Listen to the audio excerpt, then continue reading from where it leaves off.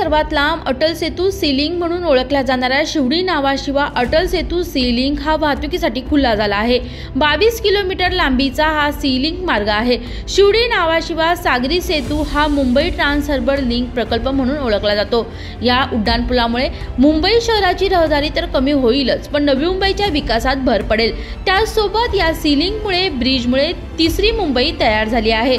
या ब्रिजमुळे बाकी प्रोजेक्टला त्याचा फायदा होणार आहे। उल्वे, द्रोणागिरी, पळसपे, पुष्पकनगर, पनवेल या येथील प्रोजेक्टमुळे आजूबाजूच्या परिसरात विकासात भर देखील पडणार आहे।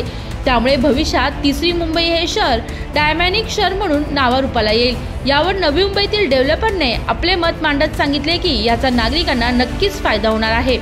तो जो कुछ दिन पहले अटल सेतु या मुंबई ट्रांस हार्बर लिंक जो इनॉग्रेट हुआ है, 22 किलोमीटर का लगभग ये बड़ा ब्रिज है जो काफ़ी प्रचलित भी हुआ और बहुत फेमस भी हुआ। और ये जो ब्रिज है ये पूरा डायनामिक्स नई मुंबई का और एमएमआर का चेंज करने की हैसियत रखता है। मुंबई एक लीनियर सिटी अभी तक बोला जाता था और मुंबई के आसपास कोई ऐसा जगह नहीं था जहाँ जिसको बोल सकते हैं मेन लैंड या बड़ा वास्ट एरिया ऑफ लैंड। मगर जो मुंबई ट्रांस हार्बर लिंक या अटल सेतु जिसने नई मुंबई से अभी कनेक्ट किया है, तो नई मुंबई और ये पूरा इलाका उसने ओपन कर दिया है, जो थर्ड मुंबई बोलते हैं उसके लिए। बहुत ही लाजवाब प्रोजेक्ट है और ये ज़्यादा इफेक्ट प्रोजेक्ट्स को करेगा जो कि द्रोणागिरी, उल्वे, पुष्पकनगर, पनवेल और इस तरफ हैं जो कि पलसपा। तो इन एरियाज़ में जो प्रोजेक्ट्स हैं वहाँ पे मैक्सिमम पोटेंशियल है जो कि ब्लास्ट होने का, या मतलब जिसको बोलते हैं ना प्राइस इंक्रीज होने का। द्रोणागिरी में डबल बोनांजा हुआ है। द्रोणागिरी में जो रेलवे लाइन है लोकल रेलवे का, जो कि सीवुड से खारकोपर तक था अभी वो खारकोपर से लेके उरन तक चला गया है। तो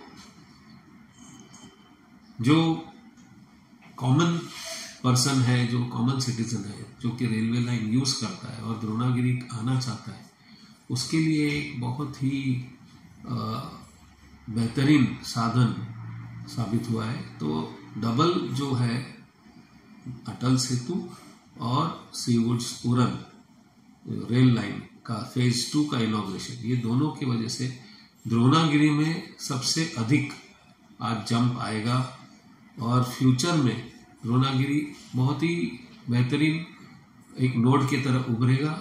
बेहतरीन नोड और बेहतरीन रेट्स, काफ़ी अच्छा इसमें हम लोग जंप देख सकते हैं। द्रोणागिरी और इन सारे एरियाज में मैं I am not wrong if I will say कि अगले 5 साल में आप प्रॉपर्टी रेट्स को डबल होता हुआ देखें। जैसे ये वाशी को हमने डबलिंग होते हुए देखा था जब वाशी का ब्रिज बना था और वाशी का ट्रेन आया था, उसी हिसाब से उसी ट्रैक पे चलते हुए द्रोणागिरी भी काफ़ी अच्छा डेवलप और बूस्ट मिलेगा द्रोणागिरी।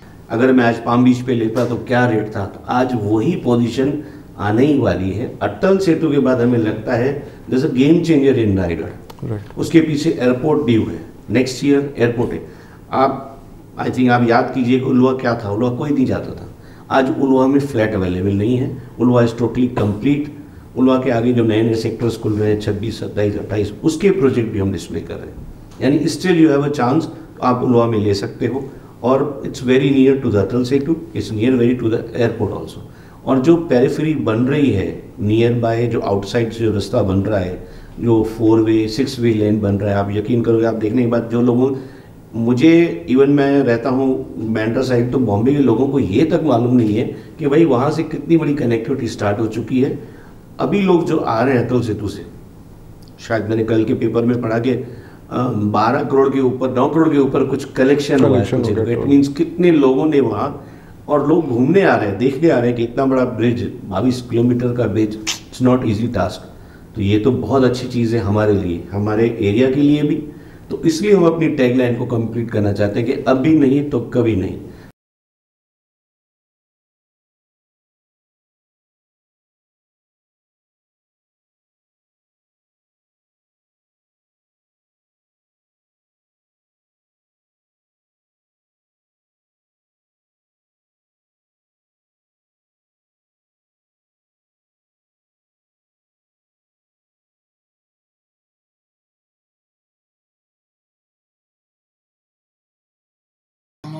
द्रोणागिरीमध्ये हाय राईज बिल्डिंग येतील आणि द्रोणागिरीला आत्ताच ते MTHL बरोबर रेल्वे लाईन चालू झालेली आहे, त्याच्यामुळे द्रोणागिरी हे फार चांगले डेस्टिनेशन म्हणून आणि फार फास्ट आता डेव्हलप होईल। उल्व्याची डेव्हलपमेंट जी आहे ती MTHLमुळे चांगली होणारच आहे आणि अजून एक येणाऱ्या दीड वर्षामध्ये एअरपोर्ट चालू होणार आहे, त्याच्यामुळे एअरपोर्टमुळं साऊथ मुंबई आणि एअरपोर्ट ह्याच्यामधलं पॉकेट उल्वा असेल, तर त्याच्यामुळे उल्व्याला फार चांगले ग्रोथ असेल भविष्यामध्ये। सर आता जे इन्व्हेस्ट करणार आहे त्यांना काय आपण सांगणार जसं आहे तो इन्व्हेस्टमेंट करायसाठी? डेव्हलपमेंट आता ज्या लोकांना घ्यायचं आहे त्यांना आजही उल्व्यामध्ये अफोर्डेबल कॅटेगरीमध्ये अगदी 35 लाखापासून 60 लाखापर्यंत 1 BHK अवेलेबल आहेत, तर त्यामुळे अफोर्डेबल घरांच्या कॅटेगरीमध्ये सगळ्यात पहिल्यांदा लोकांनी उल्व्यामध्ये घरं घ्यायला पाहिजेत। आणि त्याच्यानंतर नेक्स्ट डेस्टिनेशन पुष्पक नगर आहे दापोलीचं आणि त्याच्यानंतरचं डेस्टिनेशन हे द्रोणागिरी असेल, म्हणजे या प्रायोरिटीने घ्यायला पाहिजे। आणि या 3 डेस्टिनेशन नंतर बाकीचे एरिया येतील, त्याच्यानंतर नैनाचा भाग येईल, त्याच्यानंतर पनवेलच्या आजूबाजूचा एरिया येईल। पण हे 3 डेस्टिनेशन या क्रमानं 1 नंबर उल्वा, 2 नंबर पुष्पक नगर दापोली आणि 3 नंबर द्रोणागिरी या सिक्वेन्स प्रमाणे लोकांनी घरं घ्यायला पाहिजे। व्हिडिओ जर्नलिस्ट वसीम काझीसह प्रिया उजवांचा रिपोर्ट, नवी मुंबई।